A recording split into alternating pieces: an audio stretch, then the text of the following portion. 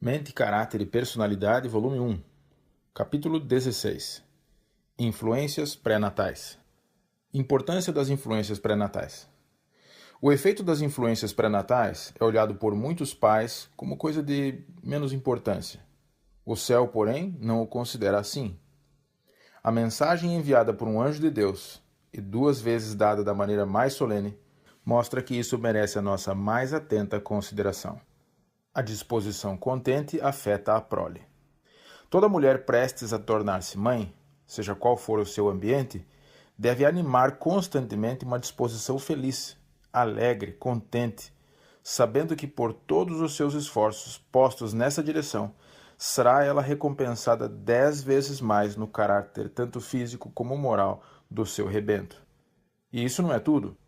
Ela pode, pelo hábito, acostumar-se a pensamentos animosos e assim encorajar um feliz estado de espírito e lançar alegre reflexo de sua própria felicidade de espírito na família e nos que com ela se associam. E em muito grande medida sua saúde física melhorará. Um poder será comunicado às forças vitais e o sangue não circulará lentamente, como seria o caso se ela se entregasse ao desânimo e tristeza. Sua saúde mental e moral é revigorada pela leveza de seu espírito. Os sentimentos da mãe moldam a disposição da criança antes de nascer. Os pensamentos e sentimentos da mãe terão poderosa influência no legado que ela faz a seu filho. Se ela permite que os próprios pensamentos se demorem em seus sentimentos, se condescende com o egoísmo, se é irritadiça e exigente, a disposição de seu filho testificará desse fato. Assim, muitos receberam como patrimônio tendências quase invencíveis para o mal. Se a mãe se atém sem reservas aos retos princípios, se é temperante e abnegada, bondosa, amável e esquecida de si mesma, ela pode transmitir ao filho os mesmos traços de caráter. A influência pré-natal da paz.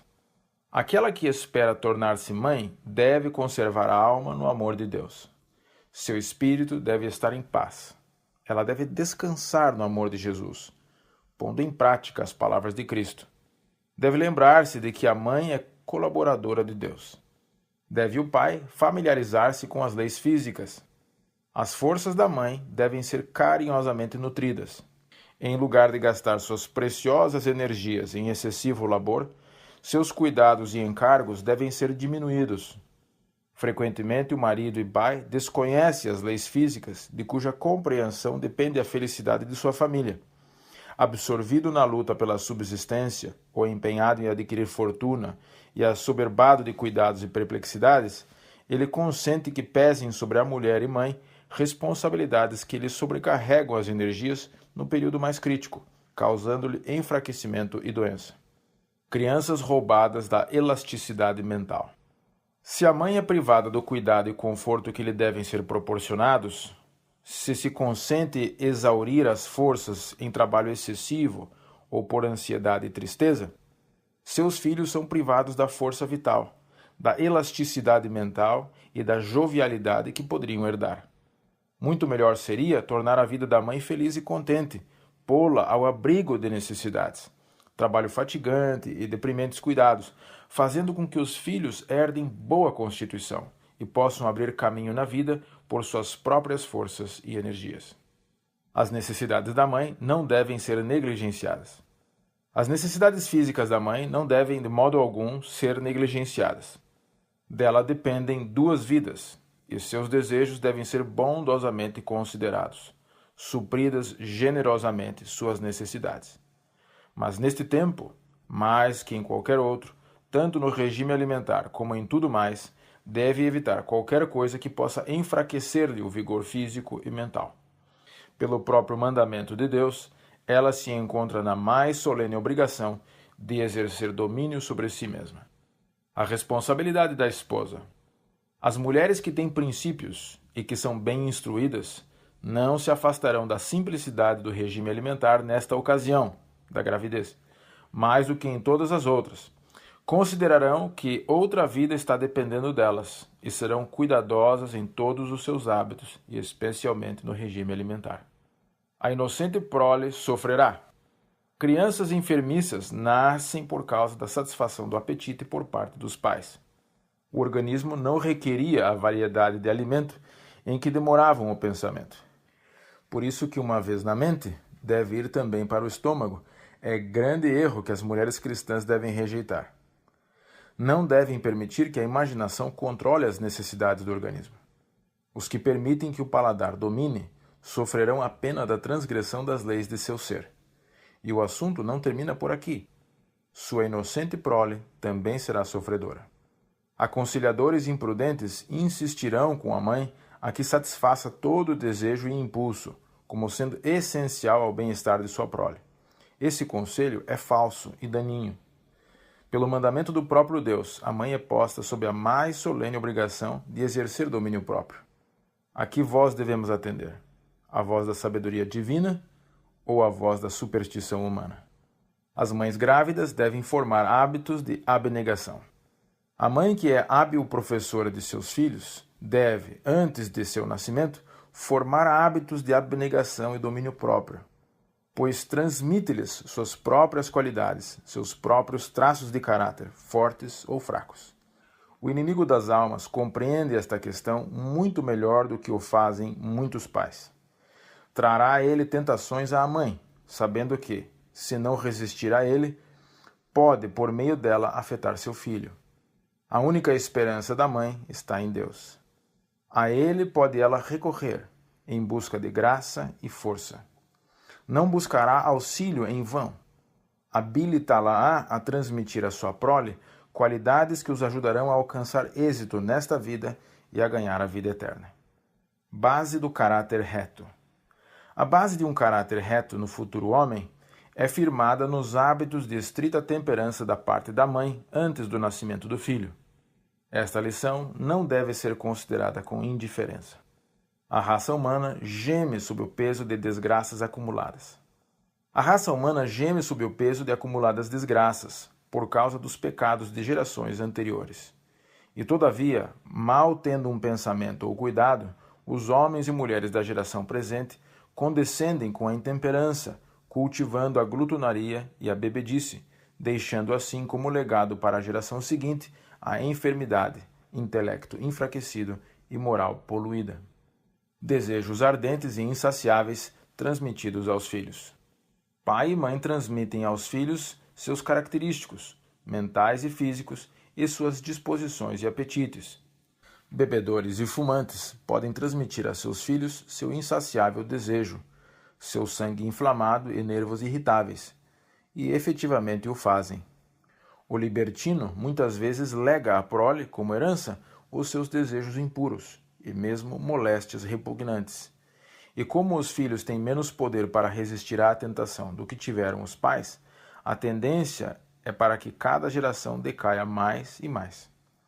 Em regra, todo homem intemperante que cria filhos transmite suas inclinações e más tendências à sua prole. A vida pré-natal de Sansão, regulada por Deus. As palavras dirigidas à esposa de Manoá encerram uma verdade que as mães de hoje fariam bem em estudar. Falando àquela mãe, falou o Senhor a todas as mães ansiosas e tristes daquele tempo, e a todas as mães das gerações sucessivas. Sim, toda mãe pode compreender seu dever. Pode ela saber que o caráter dos filhos dependerá muito mais dos hábitos dela antes de nascerem e dos seus esforços pessoais após seu nascimento do que vantagens ou desvantagens externas. Deus tinha uma obra importante para o prometido filho de Manoá, e era para assegurar-lhe as habilitações necessárias para esta obra que os hábitos, tanto da mãe como do filho, deveriam ser cuidadosamente regulados. A criança será afetada para bem ou para mal pelos hábitos da mãe. Ela própria precisa ser controlada por princípios e exercer temperança e abnegação se quer o bem-estar do filho. Envolvidos os pais, assim como as mães. Os pais, bem como as mães, são incluídos nesta responsabilidade. E eles também devem buscar fervorosamente a graça divina, a fim de que sua influência seja de molde a poder ser aprovada por Deus. A indagação de todo pai e toda mãe deve ser: como se há de criar um menino? Muitos têm considerado levianamente o efeito da influência pré-natal, mas a instrução enviada do céu àqueles pais hebreus, e repetida da maneira mais explícita e solene, mostra como é a questão considerada pelo Criador: o molde dos pais dado aos filhos. Pais, por condescendência, têm fortalecido suas paixões animais. E à medida que estas se fortaleceram, enfraqueceram-se as faculdades morais e intelectuais. O espírito foi vencido pelo animalesco. Nascem crianças com propensões animalescas grandemente desenvolvidas, tendo-lhes sido dada a marca do caráter dos pais. O poder cerebral acha-se enfraquecido e a memória torna-se deficiente. Os pecados dos pais se vingarão nos filhos, porque os pais lhes transmitiram a marca de suas propensões concupiscentes. Satanás procura degradar a mente. Foi-me mostrado que Satanás procura degradar a mente dos que se unem em matrimônio, a fim de que ele possa imprimir sua própria imagem odiosa em seus filhos. Ele pode moldar a posteridade muito mais de pronto do que poderia fazer com os pais, pois ele pode controlar a mente dos pais de tal modo que por meio deles ele possa dar sua própria marca de caráter aos filhos. Assim, muitas crianças nascem com as propensões animalescas grandemente em ascendência, enquanto as faculdades morais se desenvolvem debilmente. A razão deve controlar quanto ao número de filhos. Os que acrescentam o número de seus filhos, quando se consultassem a razão, deveriam saber que a fraqueza física e mental tem de ser a sua herança. São transgressores dos últimos 6 preceitos da lei de Deus. Eles fazem sua parte em acrescentar a degenerescência da raça humana e no imergir a sociedade mais baixo, prejudicando assim seus semelhantes. Se Deus assim considera os direitos do próximo, não tem ele cuidado quanto à relação mais estreita e mais sagrada? Se nenhuma andorinha cai em terra sem que ele o anote, não se aperceberá das crianças nascidas no mundo, física e mentalmente enfermas, sofrendo em maior ou menor grau toda a sua vida? Não chamará à conta os pais, aos quais deu a faculdade do raciocínio, por colocarem essas faculdades superiores para trás, e tornarem-se escravos da paixão quando, em resultado disso, gerações terão de levar sobre si o estigma de suas deficiências físicas, mentais e morais? Transmite-se energia diminuída. Homens e mulheres que se tornaram doentios e cheios de enfermidades, muitas vezes em suas ligações matrimoniais, têm pensado egoístamente só em sua própria felicidade. Não têm considerado seriamente o assunto do ponto de vista de princípios nobres, elevados, raciocinando com relação ao que podiam esperar de seus descendentes. Nada senão diminuída energia física e mental, que não elevaria a sociedade, antes imergi-la-ia ainda mais baixo. Doenças transmitidas de geração em geração. Homens doentios têm muitas vezes conquistado a afeição de mulheres aparentemente sadias, e porque se amavam, sentiram-se em perfeita liberdade de casar. Se apenas os que entram assim nas relações matrimoniais fossem afetados, o pecado não seria tão grande. Seus descendentes são forçados a ser sofredores por doença transmitida, e assim se tem perpetuado a doença de geração em geração. Lançaram sobre a sociedade uma raça enfraquecida, e fizeram sua parte para a deterioração da raça humana, mediante o tornar a doença hereditária, acumulando assim os sofrimentos do homem. Diferença na idade, um fator. Outra causa da deficiência da geração atual em resistência física e valor moral é se unirem homens e mulheres em casamento com idades muito diferentes. Os rebentos de tais uniões, em muitos casos, em que as idades diferem grandemente, não possuem mente bem equilibrada. Têm sido também deficientes em resistência física. Em famílias assim, têm-se frequentemente manifestado traços de caráter variados, peculiares e muitas vezes penosos. Morrem muitas vezes prematuramente, e os que chegam à maturidade são em muitos casos deficientes em força física e mental, bem como em valor moral. Dessa maneira, tem sido lançada ao mundo uma classe de seres como carga para a sociedade.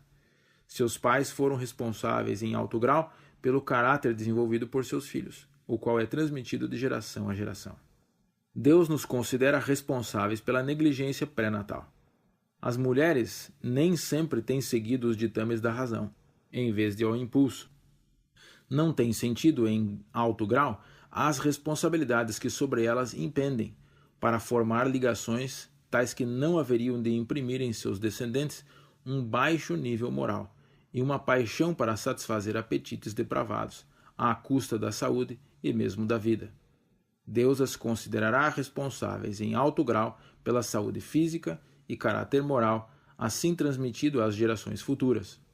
Muitíssimos desta classe se casaram e deixaram por herança a seus descendentes as manchas de sua própria debilidade física e costumes depravados.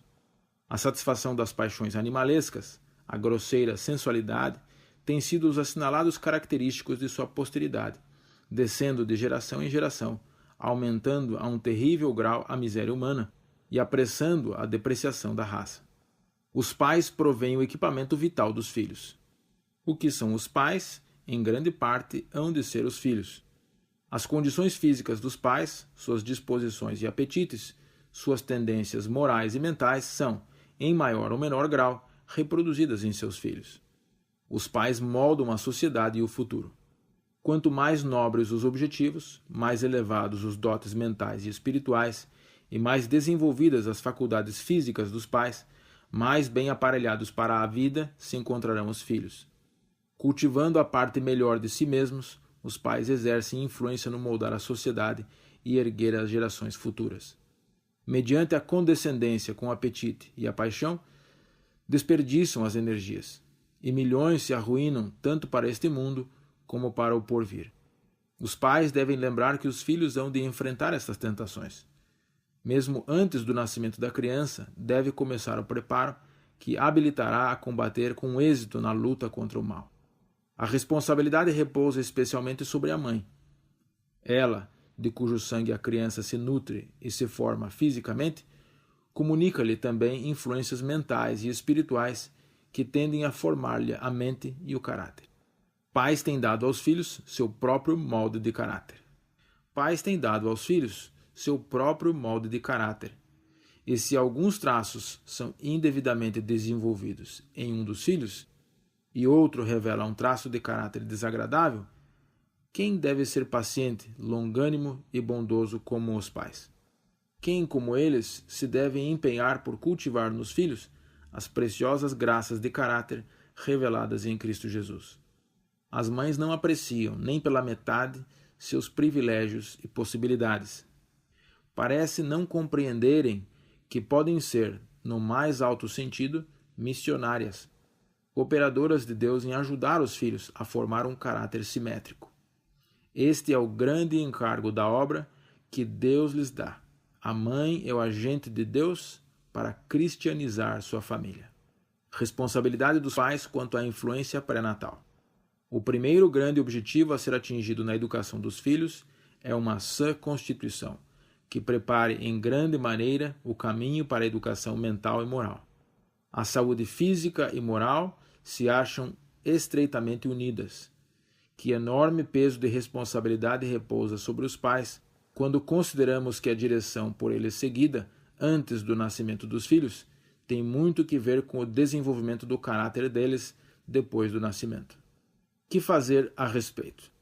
Podem os pais ter transmitido aos filhos tendências que tornarão mais difícil a obra de ensinar e educar esses filhos, de modo a serem estritamente temperantes e ter hábitos puros e virtuosos.